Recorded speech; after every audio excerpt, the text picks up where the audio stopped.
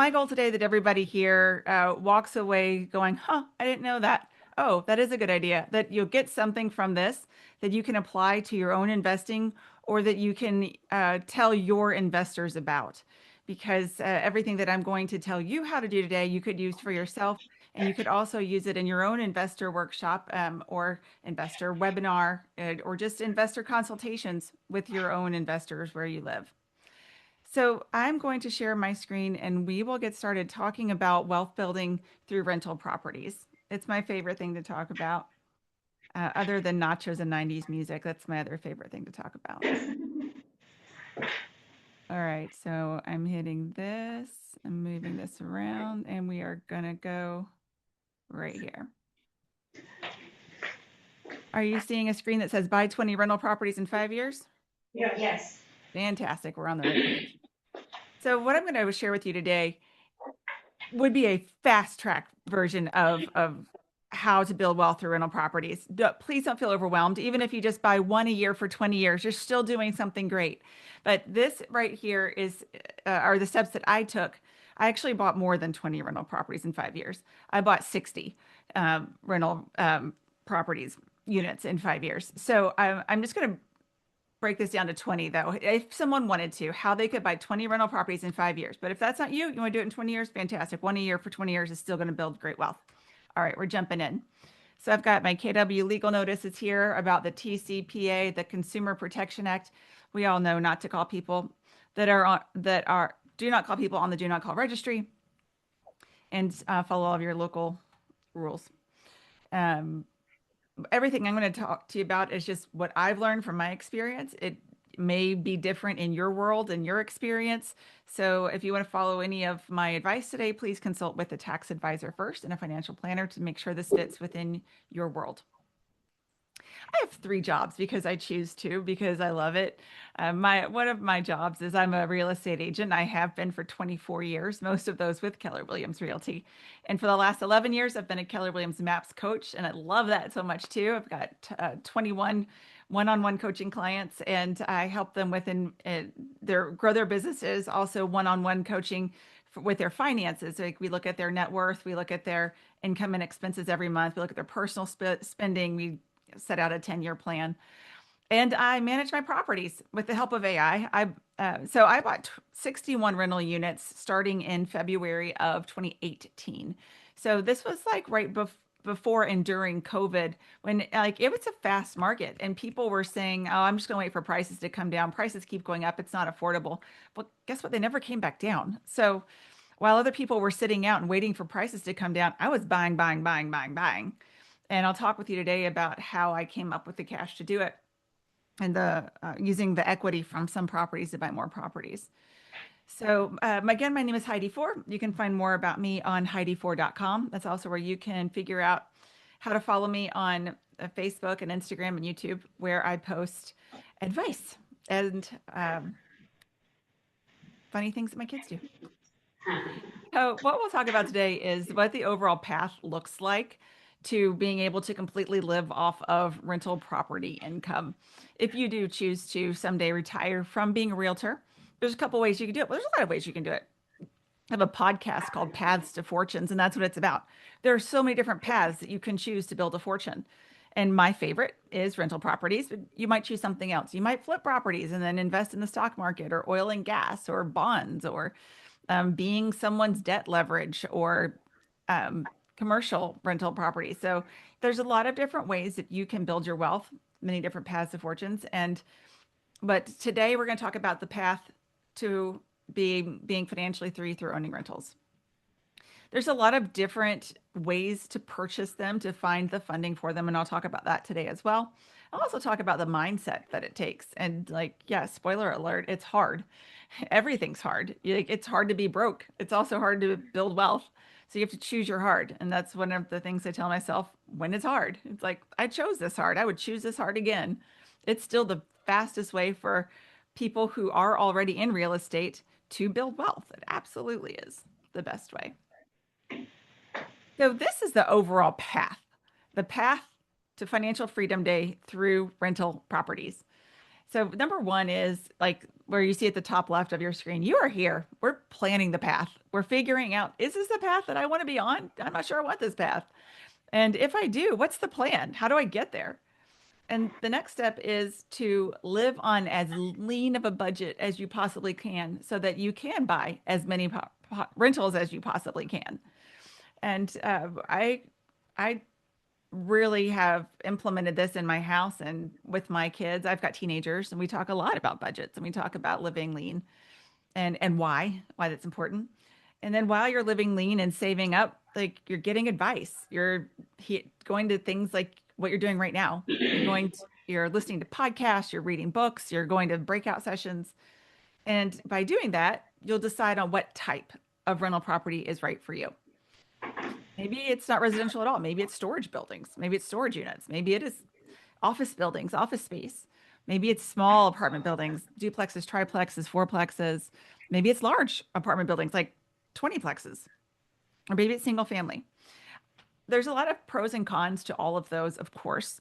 So people who like large apartment buildings, they like that there's just one piece of land to worry about. They like that it's one yard to make sure is cut, one tax bill to pay, one roof to maintain. That they like that everything is in one place. If you're going to go check on the property, you just have to drive by one location. They like that. People who like single family rentals better, they actually like that not everything is in one location. It is spread out. If you've got it, and it's easier to finance and it's easier to find, buy, and sell single family homes. So I actually prefer houses. I think there's also less bickering between neighbors with houses. With large apartment buildings, you've got neighbors that get mad at each other, neighbors who were kept up all night because someone was vacuuming or their dog was barking or someone smoking and they shouldn't be, and the neighbor calls. So there's just more chatter, more noise with the large apartment buildings, but they also cash flow better. So if you're willing to listen to the chatter and the noise, from what I've seen, my apartment buildings have better cash flow per dollar than the single family homes. But the single family homes I have found, usually the tenants that move into my single family homes, they stay for longer periods of time than the people who move into my apartments. A lot of times the people that move into the apartments, they leave after a year or maybe 2 years. But the people that are moving into my single family homes, they'll stay for 4 years or more. So there's less turnover. So those are the pros and cons within residential real estate of the different types of real estate. Then you've got to figure out, do you want long-term, medium-term, or short-term? With long-term rentals, which are most people consider that to be a year or more, uh, they're usually they're a lot more hands-off. The tenant pays for all of the utilities, the tenant cuts the grass, and there's a lot of things that the tenant does in that environment. With short terms, of course, it could be 3 days, 7 days, 28 days. And those are people that are in and out. So there's a lot of turnover. You're going to manage it yourself. It's much more hands-on. Of course, if you have a property manager, who cares? But and the medium term rentals would be somewhere between like 30 days, 6 weeks, 6 months. People that are just in town for one specific job, whether it's for construction of a certain project or they're a nurse and they're a traveling nurse and they're just there at that hospital for a little bit. Those are people that would want a furnished medium term. So you've got the whole gamut within the residential rental world. So once you've decided what's right, the type that's right for you, then you've got to figure out where do you want to find that particular type of property. And this is probably where most of your research is going to come in. A lot of hours will be spent figuring out the where. And there's some great calculators that I'll share with you of how you can figure this out, of where you're going to find the type of property that you like that actually cash flows. And once you figure that out, then it's time to block time every week to look for deals. I have a recurring appointment on my Google Calendar that says click here to look for deals. And then within the description area of that calendar event, there are links of saved searches that I've saved for myself from different websites where I go and I look for deals. And then because I know what my criteria is, As soon as I click on there, I find one that meets my criteria. I can immediately write an offer with no hesitation because I've researched it so much. And when it's time to figure out what to offer, that's the next stage, evaluate the deal. There's a couple different websites that I like to use, and I'll show you what those are right here.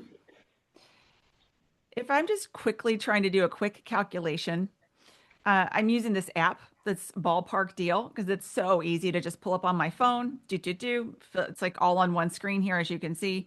You're making your adjustments, and then you can see, okay, does this have the potential to be a cash flowing property or not?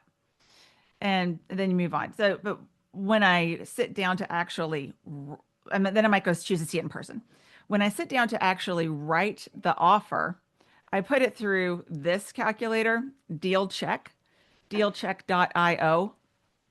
It gives amazing reports. It tells you all of the financial data, all of the ratios that you could ever want to know about a rental property. So even if you never buy a rental property yourself, you're going to look like a superstar to your investor clients if you hand them a report, a deal check report. It's like an 11-page report on the property, and it has like cash flow for year 1 through year 30, and if they sold it after year 1, what they would get if with, you're going to put in there the appreciation and the expenses. If they sold it after 5 years, what that would look like and how much their loan would have been paid down, and you just look fabulous, like the best agent ever. If you So give them a that's deal deal check, right? A lot of people are asking. Deal check? Perfect. and it's Okay. free. Both of those are free. Okay, so it's Deal Check, and then what was the one before? Ballpark. Ballpark Deal is an app on your phone. Deal Check is more in depth. It's what you would use on your laptop. I don't use the app version. I use the laptop version or desktop version. It's too much data for a little app screen, but it's perfect when you want all the data on the big screen. So Deal Check. Thank you. And so if you're wondering, like, okay, but both with Deal Check and with Ballpark Deal, I need to know what the interest rate is, what my principal and interest payment would be. Well, of course, you could call your favorite lender. And the other thing you can do is just to estimate what are mortgage rates today.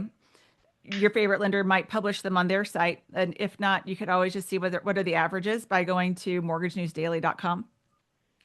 And for an investor rate, the banks that I work with are usually about 0.5% to 0.75 above what the 30-year fixed is.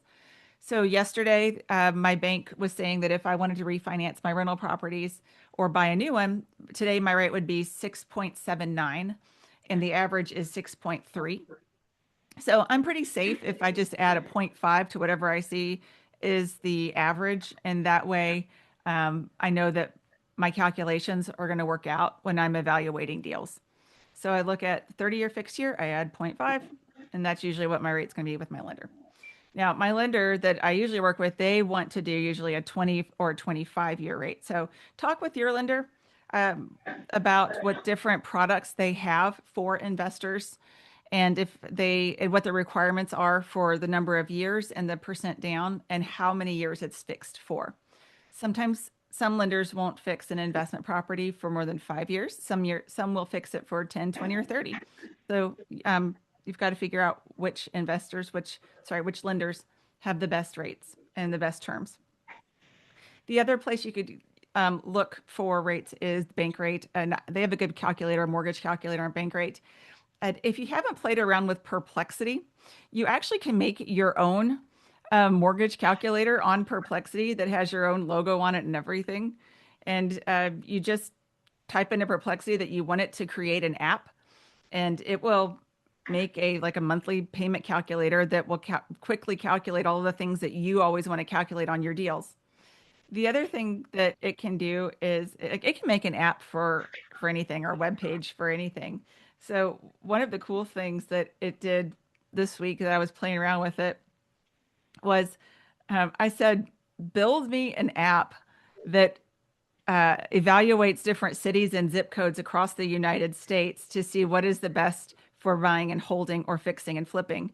And so then it was able to like make this whole app about where you put in a zip code and a purchase price and it will tell you like the returns. So I encourage you to play with Perplexity. This is perplexity.ai as one of the tools that can help you understand how you can invest in different places. So I'm going to go back to my path now here and talk about the next step, which is the decide on funding. So as I just said, like you could put a certain percentage down, like 20% down, 25%, 30% down. That is one way to do it. You could buy cash. That's another way to do it. But there's a whole lot more than just that, and I'll talk about that in a few minutes. So once you make an offer and you buy it, of course, then we're going to get it ready for renters, and it's a little bit different. It's the way that you get it ready for renters is a little bit different than way you would get ready to sell it. You typically you don't have to go as high end when you're getting it ready for renters as you do when you're getting ready to put it on the market to sell it. So then get it rented out, track the profit. I like using an app called DoorLoop to track my profit. Before I used DoorLoop, I used Stessa, and that was fine. Before that, I used QuickBooks. That was fine. Before that, I used spreadsheets. That was fine. The point is, it doesn't matter, but it is what you use as long as you do track your profit, your income and expenses every month. And there's some tricks that you can use to do that along the way. I really enjoy using AI tools, and one of the tools I like using is a tool called Tasklet AI. And Tasklet, so every time I go to Home Depot or my husband goes to Home Depot, we're checking out, we put in the property address. You can do that when you're checking out at Home Depot, and then Tasklet AI can go download the receipts and assign it to the property and categorize the expenses and give me a P&L statement on my properties. And it can go through my emails and find the utility bills on the ones where I pay the water and assign that to those properties. So that's how I've been able to have all three of my jobs and not go crazy. Is I've found some really great AI tools to help keep it all running and not be too much time.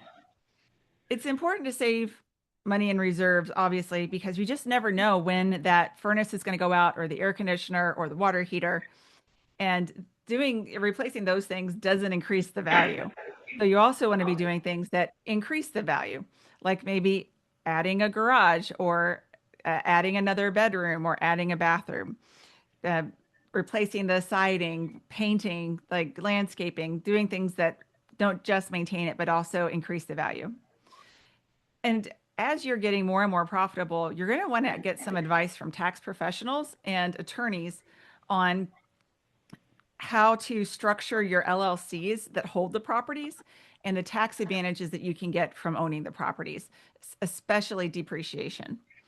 Some accountants actually skip that whole depreciation, and it's like really sad because it's a huge tax savings. And then you just repeat these steps over and over and over again until as you're tracking your profit, you can see, wow, my cash flow is actually enough to live on. I don't have to work anymore. If I choose to, I could just go live in one of my houses and all the other houses would pay my bills.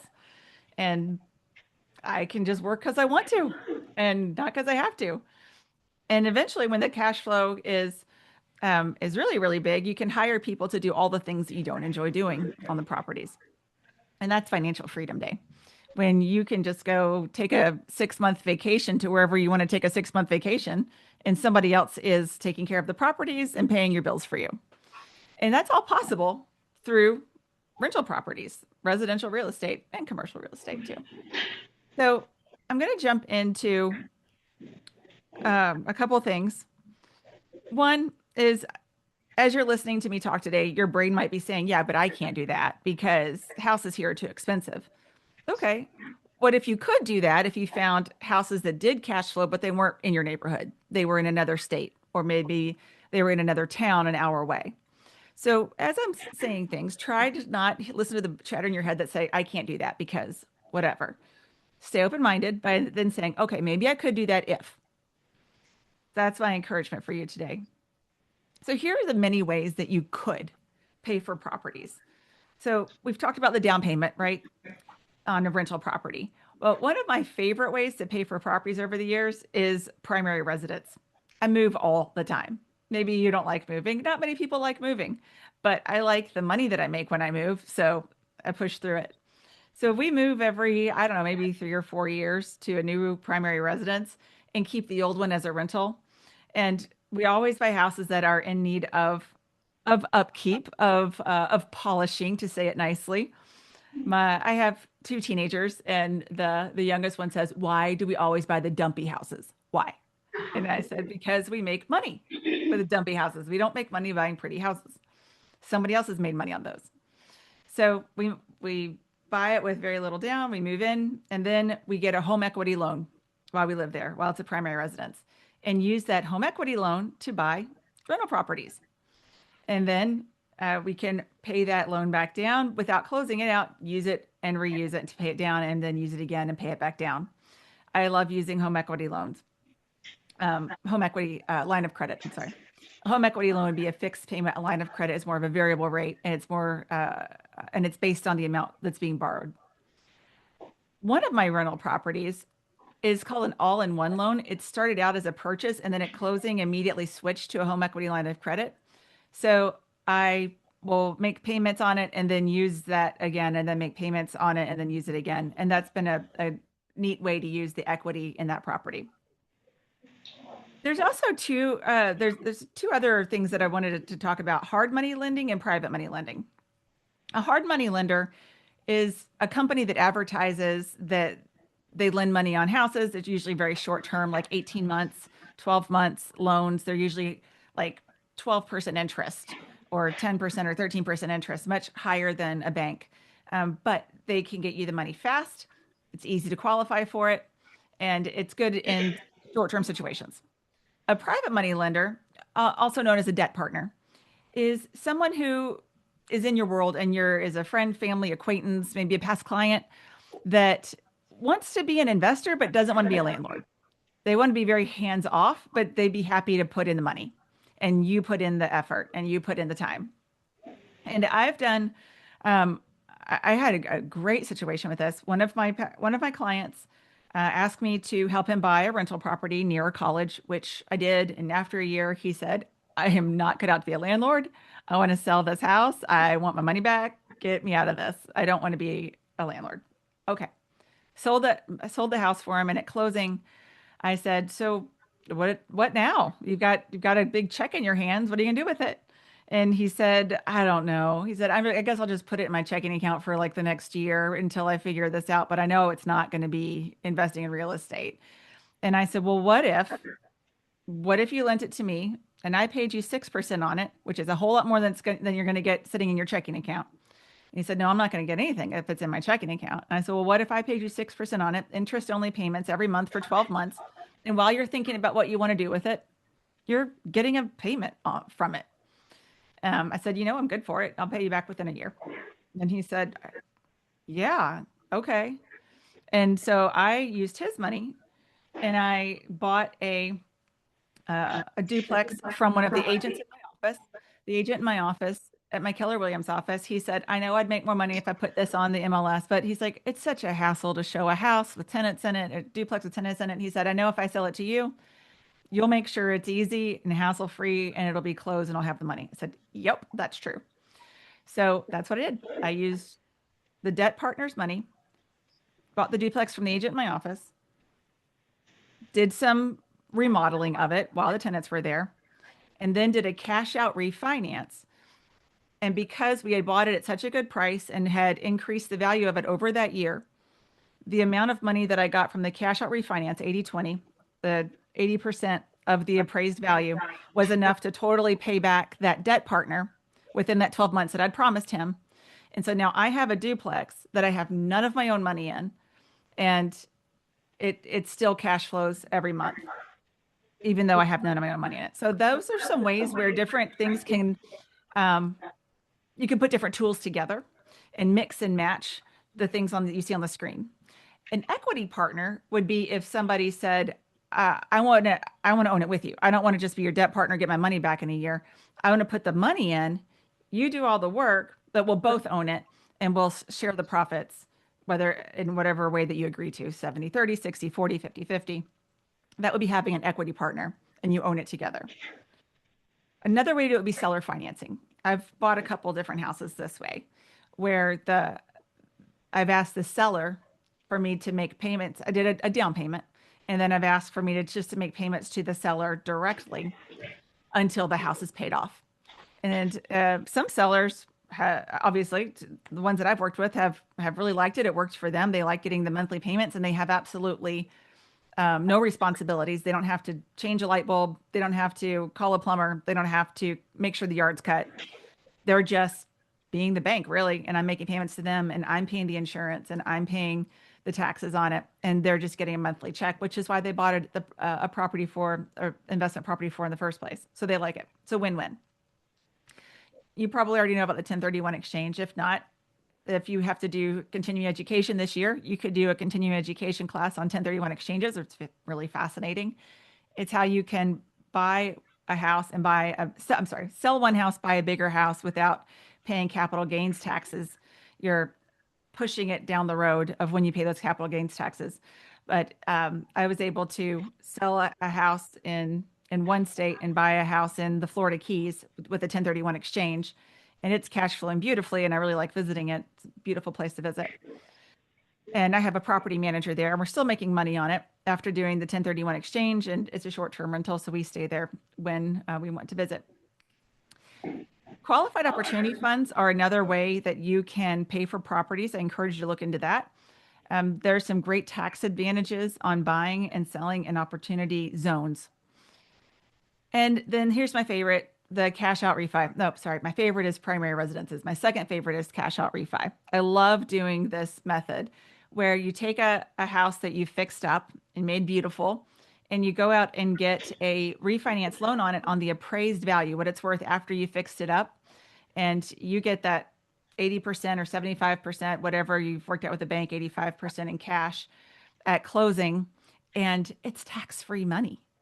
As long as the tenants that you're putting in there after the cash out refi, as long as what they're paying you is $300 more than what your expenses are, it's a win-win-win. You get that cash out, you can go use it to buy more properties, and the tenants that you have in there are paying that cash out refi loan back off. So those are all of the ways that I've used to buy properties over the years. If you're just getting started in this, the very first thing to do is to open 4 savings accounts: emergencies, investment properties, improvements, and taxes. And you're going to transfer money in there weekly or monthly and never ever touch your emergency fund. Then you're going to just keep working as hard as you can, making sure every year you're at least earning $100,000 or more at your job.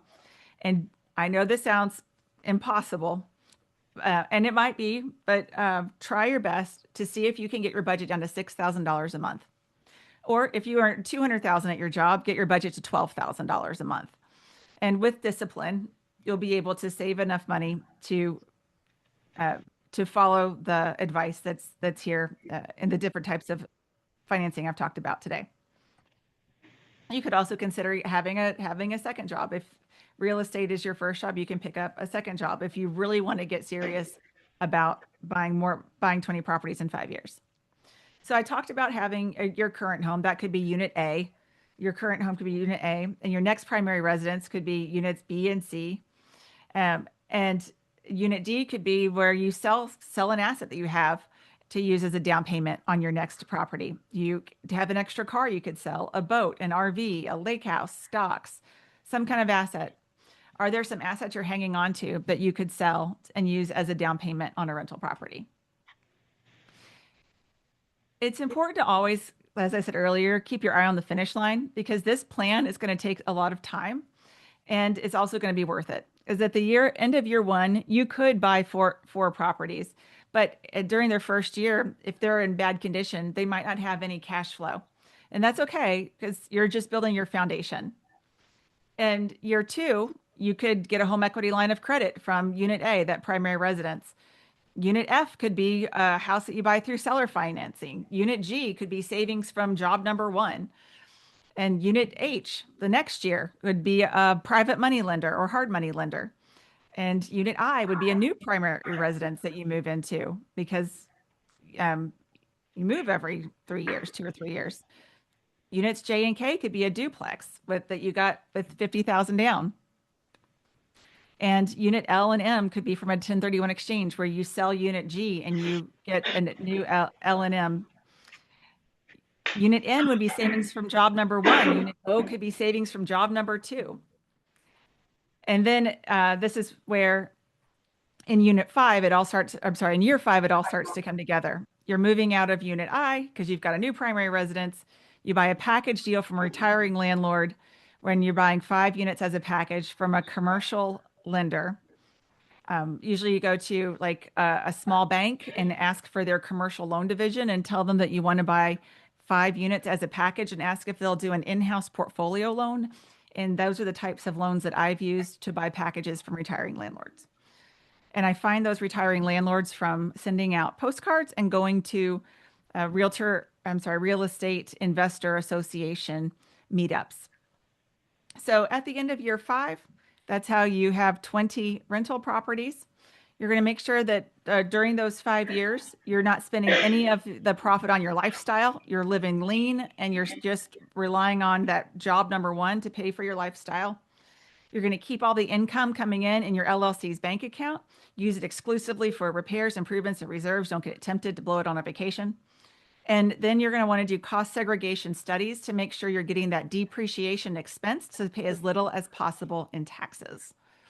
Make sure that each year you're increasing your rent annually. Look at your local rules as far as like what you are allowed to increase annually. My rents go up 5% a year. Some people do 3% a year. But the point is that you need to increase rents. Otherwise, it'll get to the point where it doesn't make sense to own them because your expenses will keep going up and the rents don't go up with them. And it won't make sense to own them anymore. So then you'll hire a property manager and work because you love it. And then you'll go and do presentations like me and tell people how you did it. So my name is Heidi Four, and this is my podcast, Paths to Fortunes. Please go to HeidiFour.com and find out all the ways you can follow me. If you have any questions about what I talked about today, you can send me a direct message from any of those social media things that you find on HeidiFour.com, or you can send me a message from the contact form on that website as well. I hope that you found this valuable today, and thank you for having me.